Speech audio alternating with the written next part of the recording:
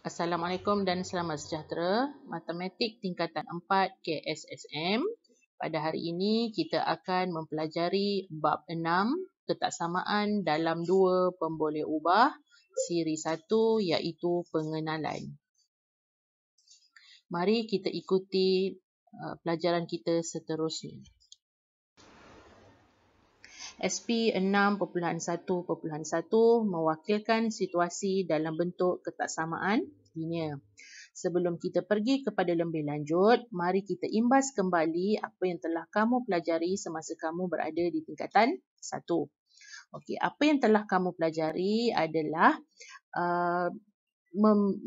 mentafsirkan contoh situasi ke dalam bentuk ketaksamaan linear. Jadi, apa yang telah kamu ketahui iaitu term-term ketaksamaan dan mentafsirkan dia menjadi dalam bentuk simbol ketaksamaan linear. Iaitu sepatutnya di dalam memori kamu perlu ada simbol lebih besar daripada, kurang daripada, lebih besar daripada atau sama dengan dan kurang daripada atau sama dengan. Baiklah, untuk mengingat kembali dengan lebih mendalam, mari kita lihat contoh situasi yang berikut. Jika diberi situasi Y lebih besar daripada X, di mana keywordnya adalah lebih besar daripada, maka ketaksamaan linear kamu akan jadi Y, simbol lebih besar, dan X. Jika Y kurang daripada X, keyword kurang daripada, maka bila ditukarkan ke dalam ketaksamaan linear, dia akan jadi Y lebih kecil daripada X. Okey, ingat term dan simbol. Yang ketiga, Y tidak kurang daripada X. Keyword adalah tidak kurang daripada X, bermaksud Y simbol lebih besar daripada atau sama dengan X. Dan yang keempat, Y tidak lebih daripada X, maka apabila ditafsirkan dalam bentuk ketaksamaan, maka ianya akan menjadi Y lebih kecil atau sama dengan X.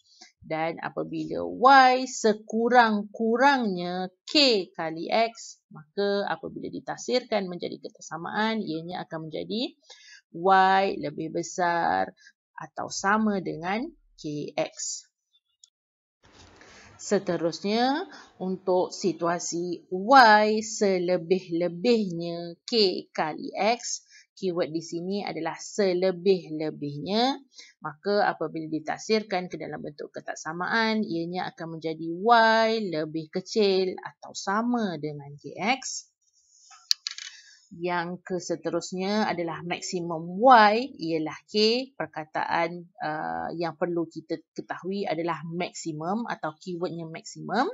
Apabila kita tafsirkan, dia akan menjadi Y lebih kecil atau sama dengan K. Apabila minimum Y ialah K, keywordnya minimum, maka apabila kita tafsirkan, dia akan menjadi Y lebih besar atau sama dengan K. Kalau kita lihat di sini, simbolnya apabila maksimum akan jadi minimum. Apabila minimum, dia akan menjadi lebih besar. Untuk maksimum, dia akan menjadi lebih kecil. Maka kamu kena ketahui bentuk-bentuk keyword dan simbol-simbolnya. Yang seterusnya, hasil tambah X dan Y lebih besar daripada K. Keyword di sini adalah hasil tambah dan lebih besar. Maksudnya hasil tambah adalah operasi tambah dan lebih besar adalah operasi simbol lebih besar. Maka apabila ditukarkan dalam bentuk ketaksamaan linear, ianya akan menjadi X tambah Y lebih besar daripada K. Yang seterusnya, apabila diberi situasi beza Y dan X kurang daripada K. Keyword di sini adalah beza dan kurang. Apa maksud beza? Beza adalah melibatkan operasi tolak. Dua. Kalau hasil tambah, dia akan jadi tambah. Kalau beza, dia akan jadi tolak. Kurang maksudnya lebih kecil. Maka ketaksamaan linear kita akan menjadi Yang mana dia sebut dulu, itu yang kita tulis dulu. Sebab dia tulis beza Y di depan. Jadi, Y tolak X lebih kecil daripada K. Dan yang terakhir adalah Y melebihi X sekurang-kurangnya K. Keyword di sini adalah melebihi dan sekurang-kurangnya. Melebihi adalah operasi tolak. Y lebih daripada X. Maksudnya Y lebih besar daripada X kan? Jadi Y tolak X lebih besar atau sama dengan K. Maka contoh-contoh situasi ini perlu kamu hafal dan perlu kamu ingat. Yang tadi ada 5, yang ini ada 7. So 12 situasi kamu kena ingat dan seelok-eloknya perlulah dihafal. Baiklah, mari kita lihat contoh yang pertama ini. Puan Aida merupakan seorang pengusaha kantin. Harga sepinggan nasi goreng ialah RM2 dan harga sebungkus nasi ayam ialah RM3.50.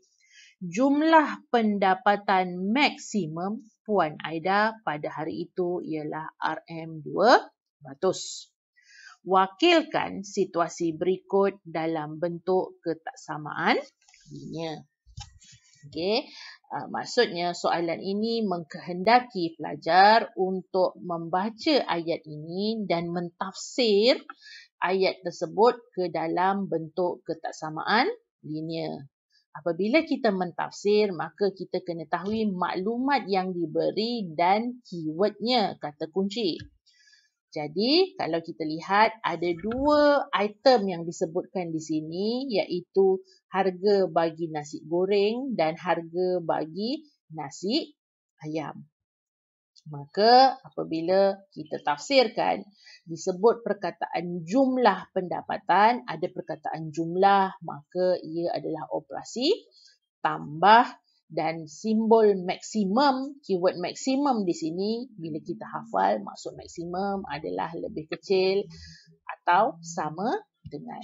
Maka apabila kita tukarkan ke dalam bentuk simbol, nasi goreng saya wakilkan sebagai X dan nasi ayam cikgu wakilkan sebagai Y.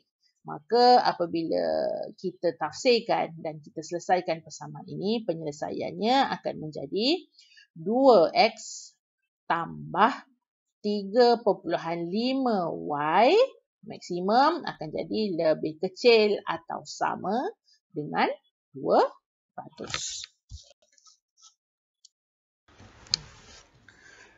Kita lihat pula contoh yang kedua ini. Sebuah syarikat percetakan akan mencetak buku kerja M dan buku kerja N berdasarkan kepada tempahan pelanggan. Kos bagi mencetak buku-buku tersebut ialah RM15 dan RM19 masing-masing. Syarat-syarat percetakan adalah seperti berikut. Situasi yang pertama adalah jumlah buku yang dicetak tidak melebihi 100 unit. Situasi yang kedua, bilangan buku kerja N sekurang-kurangnya 2 kali buku kerja M. Dan situasi yang ketiga, bilangan buku kerja N tidak melebihi 45 unit. Soalan ini meminta para pelajar mewakilkan situasi yang diberi dalam bentuk ketaksamaan linear.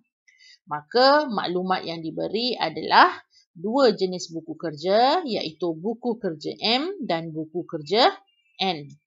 Harga bagi sebuah buku kerja M adalah RM15 untuk kos percetakan dan buku kerja N kos percetakannya adalah RM19. Apabila disebut jumlah buku yang dicetak tidak melebihi 100 unit, bermaksud bilangan buku bagi kedua-dua buku kerja tersebut, iaitu M dan N yang dicetak mestilah tidak melebihi 100 unit. Maka apabila ditafsirkan situasi yang pertama, jawapannya akan menjadi M tambah N, keyword tidak melebihi akan menjadi simbol lebih kecil atau sama dengan 100. Bagi situasi yang kedua, bilangan buku kerja N sekurang-kurangnya 2 kali buku kerja M. Keyword di sini adalah sekurang-kurangnya 2 kali. Maka N lebih besar atau sama dengan 2M. Dan yang ketiga, bilangan buku kerja N tidak melebihi 45 unit. Keyword di sini tidak melebihi 45 unit. Maka N ditulis sebagai, untuk situasi ketiga, N lebih kecil atau sama dengan 45. Baiklah, itu sahaja untuk hari ini. Kita akan pergi selanjutnya, SP yang selanjutnya di dalam pembelajaran kita pada lain hari. Cikgu harap kamu dapat memahami apa yang telah cikgu tunjukkan tadi, dan untuk lebih memahirkan lagi kamu mentafsir soalan-soalan begini, kamu perlulah banyak membuat latihan. Baiklah, itu sahaja. Sekian, terima kasih.